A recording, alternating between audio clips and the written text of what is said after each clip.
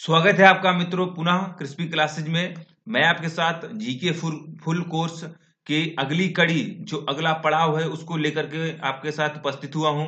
तो आज का जो हमारा डिस्कशन रहेगा वो रहेगा यूपी विशेष का जो पार्ट 7 है उससे संबंधित। उसमें हम लोग देखेंगे बहुत सारे जो खनिज क्षेत्र हैं, ताप विद्युत केंद्र है उसके कहाँ पर वो स्थापित है। इसके अलावा इसके बाद जो हम लोग देखेंगे कि जो वन्य जीव विहार है उत्तर प्रदेश में कहाँ है, किस नाम से जाने जाते हैं। पश्चिमी विहार है कहाँ पर है, किस नाम से जाने जाते हैं। ठीक है। और इसके अलावा बहुत सारे फैक्ट्स होंगे जो हमको आज कवर करने का हम लोग पूरा भरसक प्रयास करेंगे। तो कम समय में बेहतर तरीके से अच्छा आपके साथ जो आउटपुट होगा, जो आपके साथ बेहतर मटेरियल होगा उसका आप एंजॉय करिए। तो आइए हम लोग शुरू करते हैं आज का डिस्कशन। तो देखिए यूपी पुलिस का एग्जाम है उससे संबंधित ये हमारी सीरीज है। ठीक है।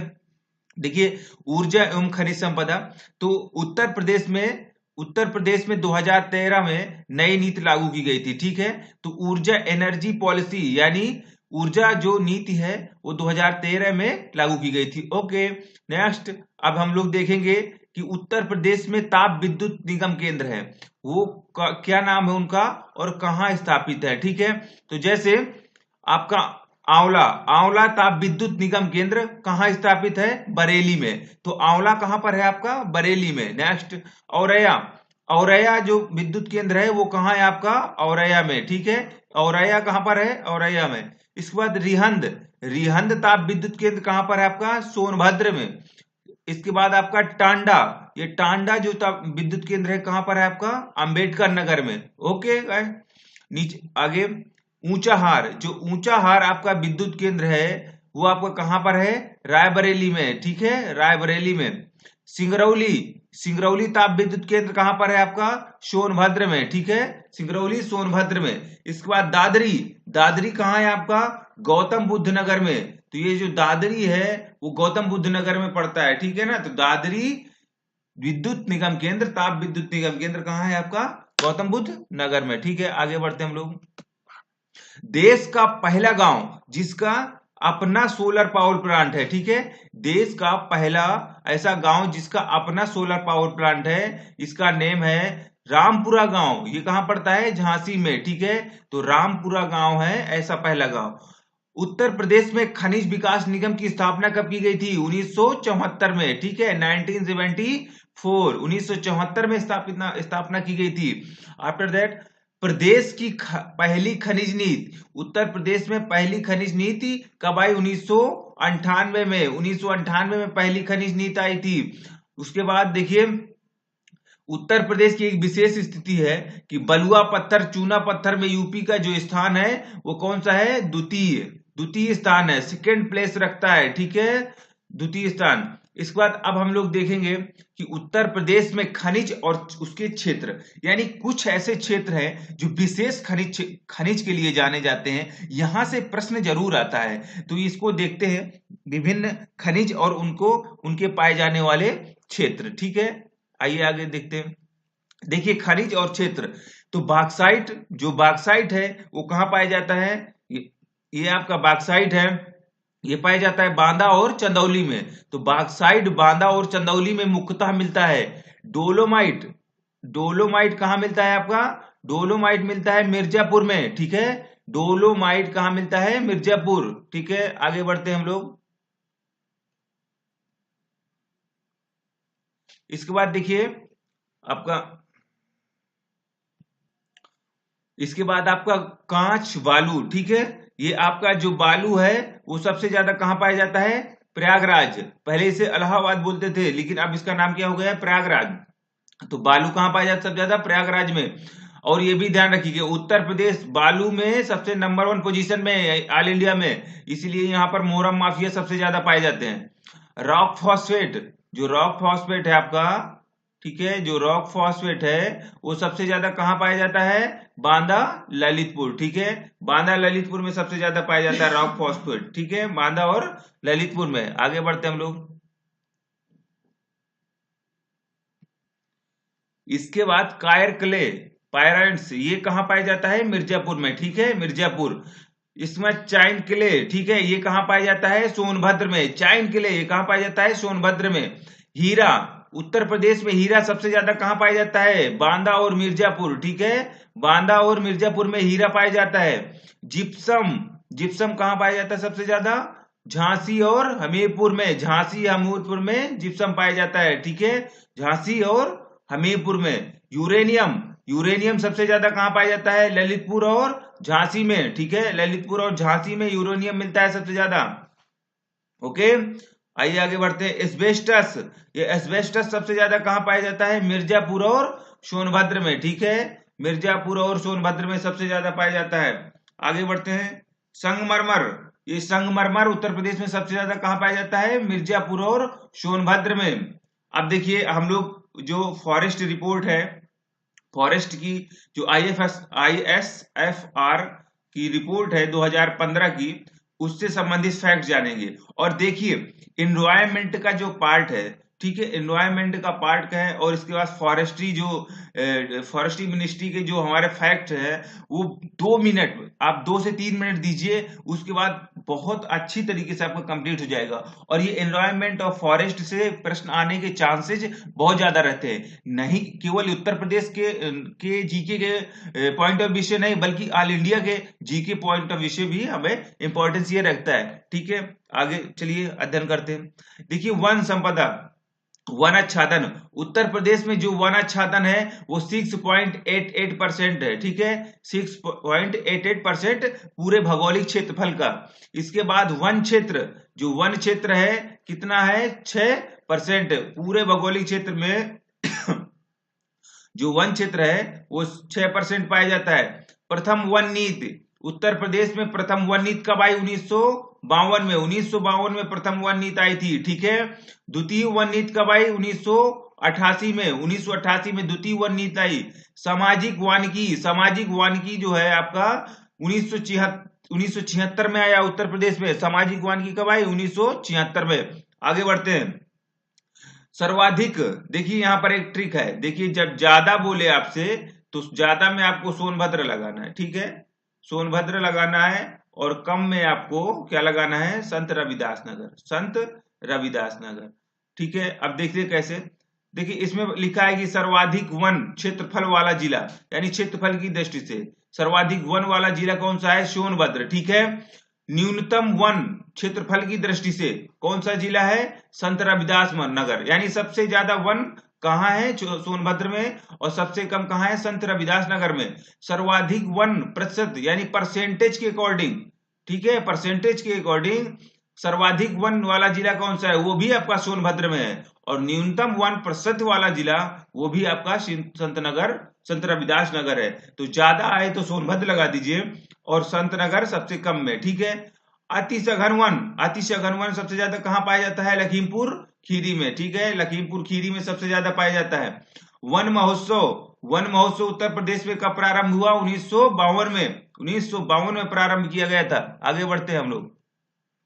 वन्य जीव परिरक्षण संगठन की स्थापना, उत्तर प्रदेश में वन्य जीव परिरक्षण संगठन जो है आपका, उसकी स्थापना कभी? 1956 में, ठीक है, 1956 में की गई थी। आगे बढ़ते हम लोग। किस जीव को राष्ट्रीय जल जीव घोषित किया गया है? तो ये इंडिया का भी ये प्रश्न है, और उत्तर प्रदेश का भी। तो किस जीव को राष्ट्रीय जल जीव घोषित किया गया है? गंगा डॉल्फिन को, ठीक है, गंगा डॉल्फिन को घोषित किया गया है, ठीक है। उत्तर प्रदेश में कितने राष्ट्रीय उद्यान हैं? उत्तर प्रदेश में केवल एक राष्ट्रीय उद्यान है, दुधवा राष्ट्रीय उद्यान। ये दुधवा राष्ट्रीय उद्यान ये कब स्थापित किया गया था? 1977 में, ठीक है, 1977 में स्थापित किया गया था। और ये कहां है? लखीमपुर खीरी और पीलीभीत में पाया जाता है, ठीक है। टाइगर रिजर्व की संख्या, उत्तर प्रदेश में टाइगर रिजर्व और प्राणी उद्यान ये दोनों की संख्या कितनी है? 2, ठीक है। टाइगर रिजर्व भी 2 पाए जाते हैं, और प्राणी उद्यान भी 2 पाए जाते हैं। आफ्टर दैट वन्य जीव विहार की संख्या कितनी है? उत्तर प्रदेश में वन्य जीव विहार की संख्या है 11 है, ठीक है, 11 है। उसके बाद आपका अब देखते हैं वन्य जीव विहार और उनके कहां स्थापित हैं, यानी प्रमुख वन्य जीव विहार, और वो किस क्षेत्र में पाए जाते हैं। देखिए अध्ययन करते हैं। ठीक है, तो वन्य जीव विहार, तो वन्य जीव जो विहार है आपका वो कहाँ कहाँ पाया जाए, तो देखिए ये चंद्रप्रभा वन्य जीव विहार है, ये कहाँ पाया जाता है, चंदौली में, सबसे पुराना है, ठीक है, सबसे पुराना वन्य जीव विहार है ये चंदौली में, चंद्रप्रभा, ठीक है, चंद्रप्रभा चंदौली में सबसे पुराना है। किशनपुर, ये जो दुधवा राष्ट्रीय पार्क, लखीमपुर खीरी, ठीक है, लखीमपुर खीरी। कतरनिया घाट वन्य जीव विहार, कतरनिया घाट वन्य जीव विहार कहाँ पाया जाता है, बहराइच में, ठीक है, बहराइच में पाया जाता है। रानीपुर, रानीपुर वन्य जीव विहार कहाँ पाया जाता है, चित्रकूट में, चित्रकूट में पाया जाता है, ठीक है।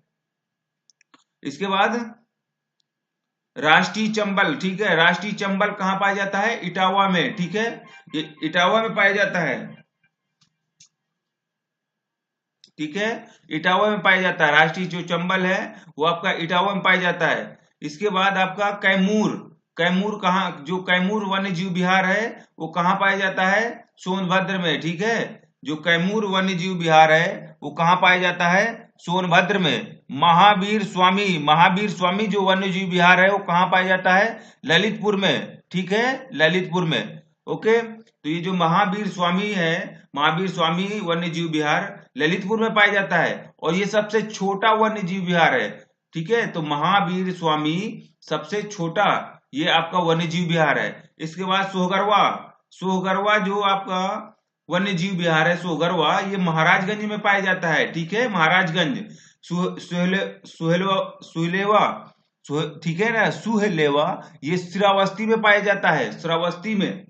कछुआ वन्य जीव विहार, ये कछुआ वन्य जीव विहार पाया जाता है वाराणसी में, ठीक है, कहाँ पाया जाता है, वाराणसी में। आगे बढ़िए, सर्वाधिक क्षेत्रफल में विस्तृत वन्य जीव विहार, ठीक है, उत्तर प्रदेश में सबसे ज्यादा क्षेत्रफल में पाया जाने वाला वन्य जीव विहार हस्तिनापुर, ठीक है ना, हस्तिनापुर। बब्बर शेर सफारी पार्क कहाँ है, इटावा में। मोस्ट इंपॉर्टेंट प्रश्न है ये कि बब्बर शेर सफारी पार्क कहाँ पर है, इटावा में, ठीक है, इटावा में। आइए आगे बढ़ते हैं।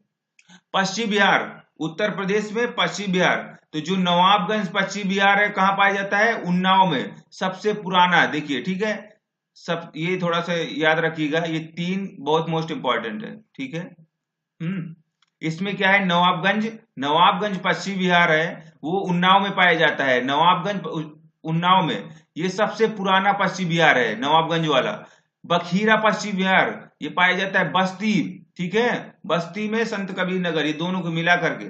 इसके बाद समान पश्चिम बिहार ये कहाँ पाया जाता है, मैनपुरी में, ठीक है, समान मैनपुरी में। पार्वती अरंगा, पार्वती अरंगा पश्चिम बिहार कहाँ पाया जाता है, गोंडा, गोंडा में। विजय सागर, विजय सागर, विजय सागर पश्चिम बिहार कहाँ पाया जाता है, महोबा और हमीरपुर। पटना, पटना पश्चिम बिहार कहाँ पाया जाता है, एटा, एटा ये सबसे छोटा पश्चिम बिहार है, जो पटना है वो छोटा है, ठीक है, जो पटना है वो छोटा है, ये सबसे छोटा है आपका पश्चिम बिहार। सुरहताल, सुरहताल जो है आपका, सुरहताल पश्चिम बिहार कहाँ पाया जाता है, बलिया, बलिया में सुरहताल। लाख बहोसी, ये लाख बहोसी पश्चिम बिहार कहाँ पाया जाता है, कन्नौज में, कन्नौज में, ये सबसे बड़ा है। तो ये देखिए तीन मोस्ट इंपॉर्टेंट है आपके, नवाबगंज सबसे पुराना है, इसके बाद पटना सबसे छोटा है, और लाख बहोसी ये सबसे आपका बड़ा है। भीमराव अंबेडकर पश्चिम बिहार कहाँ पाया जाता है, प्रतापगढ़ में।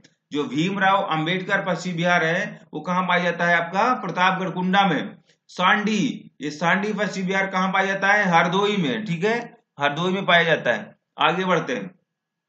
समसपुर, समसपुर पश्चिम बिहार कहाँ पाया जाता है, रायबरेली में, ये रायबरेली में पाया जाता है समसपुर पश्चिम बिहार। सूर सरोवर, ये सूर सरोवर पश्चिम बिहार कहाँ है आपका, आगरा में, आगरा में सूर सरोवर। ओखला पश्चिम बिहार, ओखला पश्चिम बिहार कहाँ है आपका, गाजियाबाद व गौतम बुद्ध नगर में। ओके, तो पर्यावरण, पर्यावरण निदेशालय का गठन कब किया गया उत्तर प्रदेश में, 1976 में, ठीक है, 1976 में किया गया। ताज ट्रोपोजियम परियोजना शुरू की गई 1999 में। उत्तर प्रदेश में ट्रोपोजियम परियोजना कब शुरू की गई, ताज ट्रोपोजियम 1999 में। गंगा कार्य योजना शुरू की गई उत्तर प्रदेश में, गंगा कार्य योजना शुरू कब की गई, 1985 में। ये इंडिया का बीजेके मोस्ट इंपॉर्टेंट है कि गंगा कार्य योजना कब शुरू हुई है, 1985 में। लेकिन द्वितीय गंगा कार्य योजना, ठीक है, द्वितीय गंगा कार्य योजना शुरू की गई 1993 में, ठीक है। गंगा नदी संरक्षण प्राधिकरण का गठन कब हुआ? 2009 में। ठीक है, गंगा नदी संरक्षण प्राधिकरण का गठन कब हुआ? 2009 में। ठीक है, तो इस तरह से आज का हमारा जो टॉपिक है वो कंप्लीट होता है। बहुत ही मोस्ट इंपॉर्टेंट है आपका ये टॉपिक, और इसको आप अच्छे से एक दो बार सुन लीजिएगा। ठीक है, जहां आपको लगे तो आप नोट कर लीजिएगा।